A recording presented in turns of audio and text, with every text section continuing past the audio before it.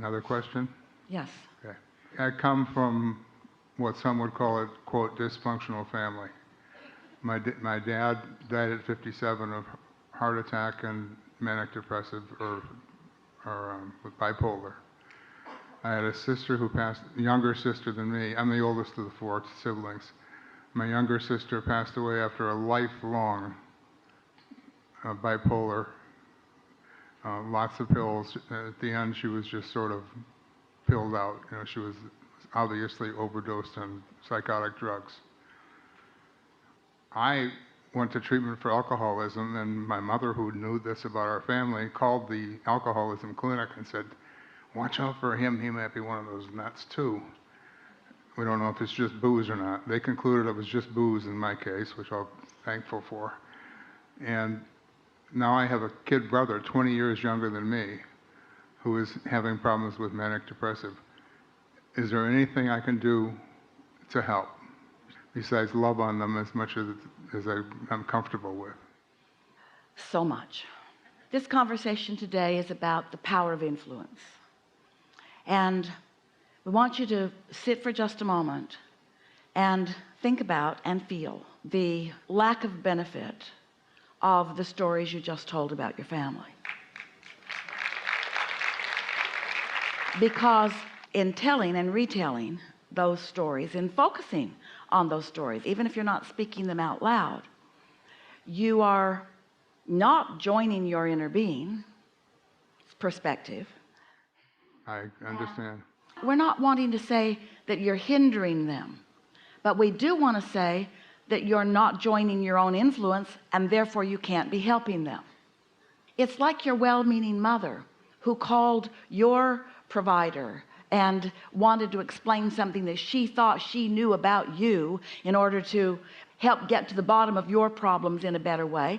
It didn't help. In fact, that set you back. It caused that provider to not be able to move right to what you were. He had other things that he had to consider. In other words, when anybody says to you, "Tell me about the dysfunction of your family," the best thing to say is, "I was hatched on a bush."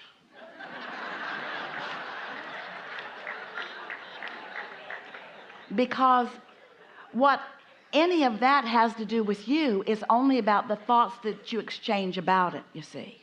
And even though there are all kinds of studies that want to link you together in all kinds of ways, we want you to know that it is your vibrational linkage that is powerful. When we talk about the leverage, and we know you know it, we've had lots of conversations. When you talk about the leverage of alignment, that's why something like hypnosis feels like it has some power, because in the distraction of it, there is a letting go of the perception of who you are. Esther remembers going with Jerry many, many years ago to see a hypnotist in San Diego. And it was incredible what she witnessed, people doing things that they could not have done if they had not been under the influence of his expectation. But mostly what happened was he distracted them from their awareness and their beliefs in who they were. And so that's what your inner being will do for you. Your inner being will hypnotize you, in a sense, into the expectation that your inner being holds for these people who you care so much about, and for all people. You want a distraction from the story that you've been telling. Wait. You want a distraction from the beliefs that you have. Wait. You want a distraction from your perspective of them. Well, how are you going to distract yourself from a perspective that you've held for a long time, that you've spoken often? How are you going to distract yourself from that? Well, we've said things like tell a different story, but what we really want you to do is find the story that your inner being tells. Feel about it the way your inner being feels about it. The absence of judgment, the absence of worry, the absence of concern is what your inner being holds. Now, how is it that your inner being could be flowing through you, looking into an environment that you're looking at, and not feel the same concern for your little brother that you are feeling for your little brother? How is that possible? Because your inner being sees the whole picture. Your inner being knows the wholeness of this being. Your inner being sees this as a buffet with lots of things to selectively sift. Your inner being has focused consciousness into a productive way. And that's why when you focus your consciousness into a productive way, meaning a helpful way, meaning a positively expectant way, then you are of value. And do not mistake, you can influence anyone who you give your attention to, but you've got to figure out a way to modify the way you've been giving your attention. And for a while that means don't think about them at all, because when you think about somebody you've been thinking about, you usually think about them the way you've been thinking about them, especially if they're showing evidence to you that supports the way you've been thinking about them. It takes some separation, and that's the value of the hypnotism that you were asking about. It caused some separation. It caused some separation between what you were usually looking at and something entirely different. You hear what we're getting at? Mm-hmm. I do. And so it's not an easy thing to do, we know, to reframe your opinions, better word, perspective of anyone. Jerry used to say to us in a sort of argumentative fashion in the beginning, Abraham, I didn't make this up. I feel about this person because the way this person has presented themselves to me. Are you wanting me to defy the reality that I see? And we said, not so much defy the reality that you see, because that'll just make you see it more. It makes you dig in more to sort of support the reality that you see. Rather than defy the reality that you see, we would like you to embrace the reality that we see. Look at the bigger picture. And Jerry would say, you mean step back from the details and look more generally? And we said, that's sort of kind of it, but we are able to look in a more general sense at the bigger picture, and then we are able to zoom right in on details without losing our understanding of who this person really is. That's what you want. That's what the power of influence truly is. It's being true to yourself, not the image they are portraying to you. I, if you don't mind, will form my own perspective of who you are. I'm not going to allow your dysfunction or your perception of your dysfunction to be the way I see you anymore. I choose to see you as I choose to see you. And when you hold someone as your object of attention like that, your power of influence is mighty. They will rise to that expectation.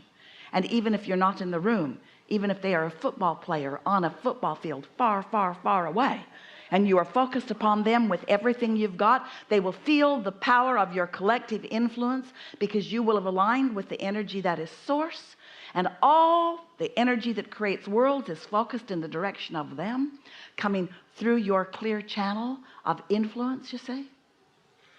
But hear the most important thing that we're saying to you, because humans jump ahead of themselves, because you want to blah, blah, blah, hook up, blah, blah, blah, blah, blah, and bam, do something for your little brother. And we want you to hook up.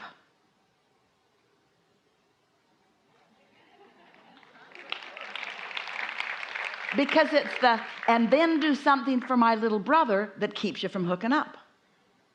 We just want you to hook up. You've put all of your hopes and dreams and cares and wishes, you've put it all in your vortex. It's all real. You couldn't ask a stronger ask. You couldn't pray a stronger prayer. You couldn't have a louder question. You couldn't have a stronger want. It's in your vortex, and it's all lined up. And all you got to do is get under the influence. That's all. One more thing, and it was back to the last question. Do affirmations work? Affirmations are wonderful in this sense. Oh, you're going to like this. And then we will take a segment of refreshment. When you have found yourself in alignment with who you are, and you begin to receive this pure positive energy, often affirmations flow on the wings of that. If you use an affirmation to try to compensate for disconnection, it just adds influence and momentum to the disconnection. We call that trying too hard. So the question isn't, is there value in the word of my affirming? The question is, what state of being am I in when I begin to affirm? If you're hooked up first, then you take that general expectation of well-being into specifics. So I've been affirming by default because I'm going to memorize, and it's just sort of a chant. Yeah. Could be more effective. Yes. You might say, when you sit to meditate, I'm going to quiet my mind, and if it works out, be real easy about it.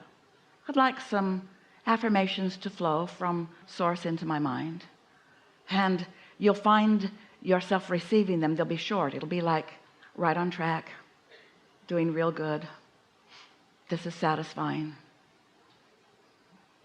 Thank you. Really good to understand that, isn't it? Plug in, then vacuum the floor. This is a good time.